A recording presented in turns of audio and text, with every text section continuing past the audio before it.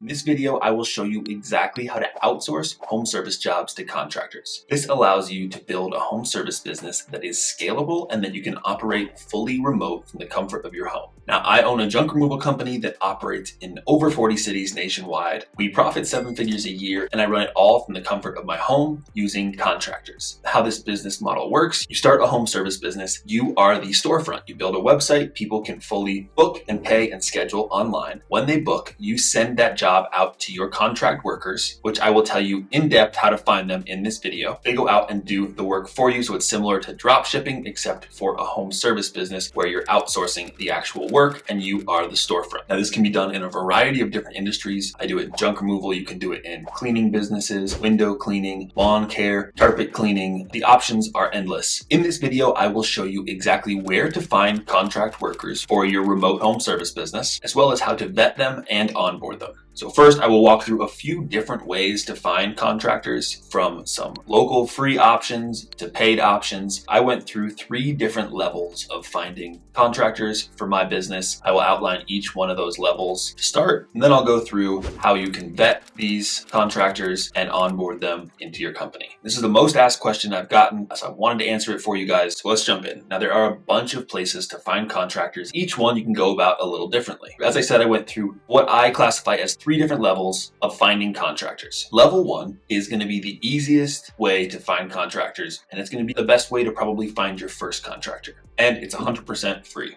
So it seems very simple, but what you want to do is just ask around to friends, family, neighbors, go into your local Facebook group and ask there. But just ask someone, if you're starting a cleaning business, just say, hey, do you know any good cleaners? A referral from someone in the community or a friend or a family member is going to tell you already that that person likely does good work and it can be trusted. Now, try to stay away from recommendations of big major companies or corporations, because they're likely going to have enough work and their prices are going to be higher. Try to stick with someone who has a smaller business that would be looking to maybe take on some extra jobs. These people likely aren't SEO or marketing experts and are always looking for more work. They are the ones who also likely don't charge as much and would really appreciate you reaching out and sending them some work. Level 1 is find those people and reach out to them first. After I go through each level, I will explain how to reach out to these people, how to vet them and onboard them. Level 2 of finding contractors. So if you have exhausted all in-person referrals, the next place to head over to is your local internet listings. Places like Nextdoor, Thumbtack, Craigslist, Care.com, searching Google business listings. Search through the list of service providers in your area, and again, skip over the ones at the very top and the major companies, because they likely already have enough business and likely are charging higher rates. Go down to someone who maybe has a few good reviews but isn't showing up at the top and could benefit from some extra work. These are the people that you're going to reach out to, and these are going to be the people that are going to want to take the extra jobs from you. These are going to be the people with less visibility who are really going to appreciate someone reaching out and offering them some extra work. Now, level 3, once you've exhausted all online and internet listings, once you start to really expand and need a lot more contractors, you're going to want to go to a place like Indeed.com. Now, on Indeed, you're going to post actual jobs. You're going to pay to post a job in a certain area, and people searching for contract work can reach out to you and apply. This is now what I do for my junk removal company, but beware with Indeed, because you won't have all the social proof that you do on a place like Thumbtack, where you can read reviews from customers and see how the general public views that business. When someone reaches out to you on Indeed, you don't have as much to go off. Interviews and trial jobs are essential here to see if the person shows up on time, does good work, can meet the standards that you have outlined in your contract. You are playing the long game with Indeed, so you will find some people that slip through the cracks and don't end up working out, but you will find some people that are great workers and that will be your gold star person in a certain area. So it is a numbers game, but once you've exhausted all local listings, you're going to want to go over to Indeed to find more. So once you've gone onto these places and you see a contractor who looks like they might be promising, what do you do? How do you reach out to them? What's the best thing to say to them to get them interested in working with you? So you're going to want to message them or call them directly and say something along the lines of, hey, we're a junk removal company in the area. We're looking for some contractors to take on some extra jobs for us. I saw your Thumbtack listing, or I heard about you from a friend and wanted to reach out and see if you would be interested. If so, let me know and we can hop on a call and I can answer any other questions that you might have about it. Just a heads up, some people may be rude, skeptical at first and think that you were trying to scam them. I just try to be as personal as possible. Include something like, hey, I'm the owner. Here's our website if you want to check it out. Feel free to email me or call me. Here's my cell phone if you have any questions about it. Being real and adding any kind of personalized touch really lets them know that you're an actual person and that you are serious about the offer. When it comes to how much you pay the contractors or figuring out your pay structure, I like to put my prices close to the big guys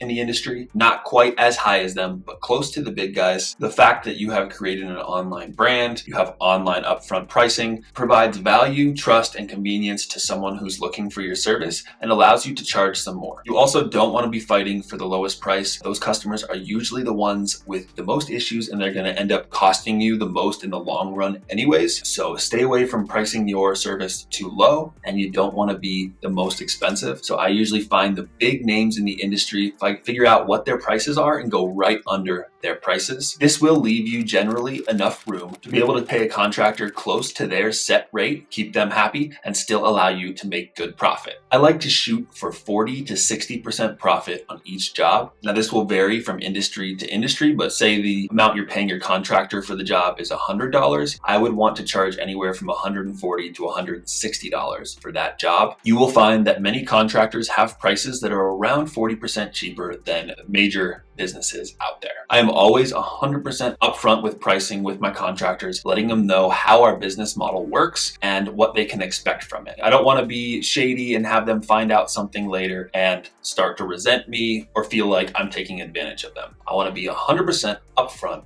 at the beginning and let them know that this is a partnership that they are going to benefit from and that I'm going to benefit from. By doing this, I have had many contractors on my team for over 5 years. They're extremely happy with the way things work, and so am I. So once you find a contractor who is interested and has agreed to your pricing structure, I like to get them on a call and just ask a few basic questions. You'll find that you can understand how someone operates pretty quickly by just jumping on the phone with them. One massive indicator for me is just the way they talk and the enthusiasm they have. If they say something along the lines of, oh yeah, I could do that, sure.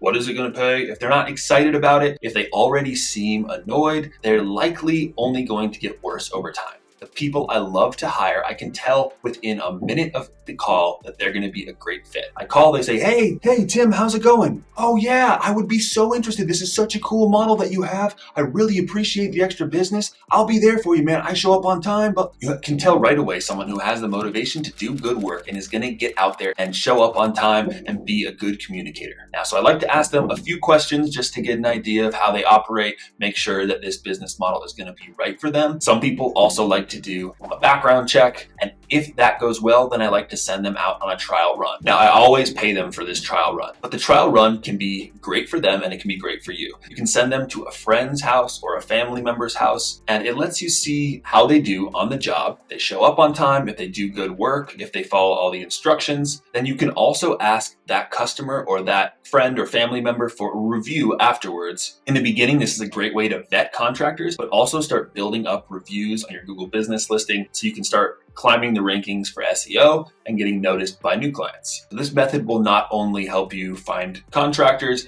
and get reviews, but it's also going to weed out the people who, when it push comes to shove and they actually have to do the work, don't do a good job. So if all of the vetting of that contractor goes well, you're going to want to send them over a contract.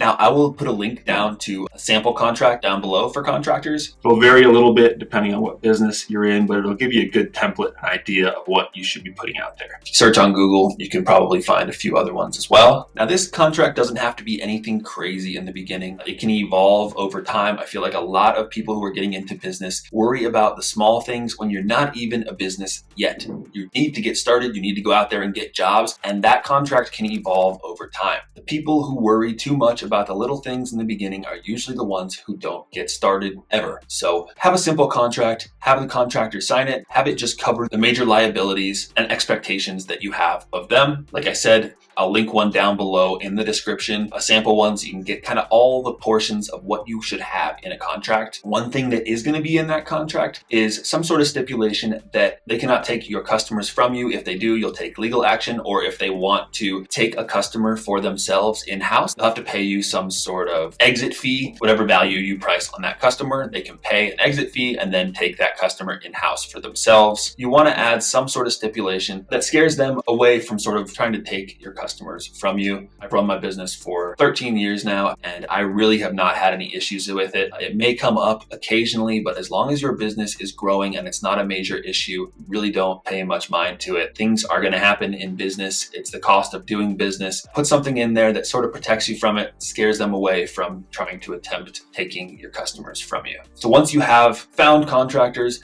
vetted them, and have a signed contract, you can get them on board. There's a bunch of different ways you can send them jobs. You can, if you have a booking software, which I use ZenBooker, sign them up with their email. They can get an app on their phone, choose different versions of notifications, text messages they can get emails. When a job comes through, pop up, they can accept it and then get all the details for the job on their phone. Very simple. You just need their phone number and email, and then they can get signed up in your system and start accepting jobs. Like I said, just get started. So at the beginning, you can also just text them the jobs. I did this for years. I just texted my contractors the job. I said, hey, here it is. And I would just send them text messages with all the details. Yeah, it takes a lot of time, but you just got to get started. Your systems can improve over time. But there you have it, a step-by-step process to hiring contractors. I hope this answered a lot of the questions that you guys have. If you have more questions, I can do a part 2 of this. Ask your questions down below. Let me know what I didn't answer for you that you would like to see in another video. Please like and subscribe if you haven't already, and we'll see you in the next one.